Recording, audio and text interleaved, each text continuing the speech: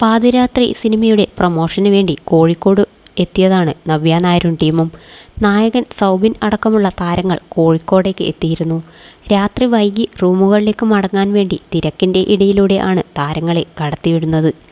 സുരക്ഷാ ഉദ്യോഗസ്ഥന്മാർ ചുറ്റിനും ഉണ്ടെങ്കിലും തിരക്കിൻ്റെ ഇടയിലൂടെ ഒരാൾ നവ്യയുടെ ശരീരത്തിൽ സ്പർശിക്കുന്നു. ഉടനെ തന്നെ പിന്നിൽ നിന്ന സൗബിൻ ആ കൈ തടയുന്നതും നവ്യയെ സുരക്ഷിതയായി മാറ്റുന്നതും കാണാം.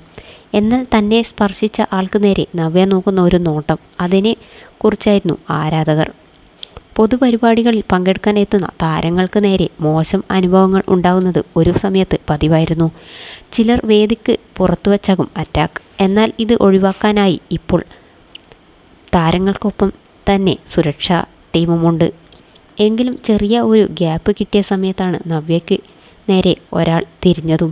കോഴിക്കോട് എനിക്ക് അത്രയും ഇഷ്ടമുള്ള നാടാണ്. നിങ്ങൾ ആളുകളെ സ്നേഹിക്കുന്ന പോലെ സിനിമയെ സ്നേഹിക്കുന്ന രീതി അത് അങ്ങനെയാണ്. ഞങ്ങൾ നിങ്ങളുടെ മുമ്പിലേക്ക് ഞങ്ങളുടെ കഷ്ടപ്പാട് കൊണ്ട് വയ്ക്കുകയാണ്.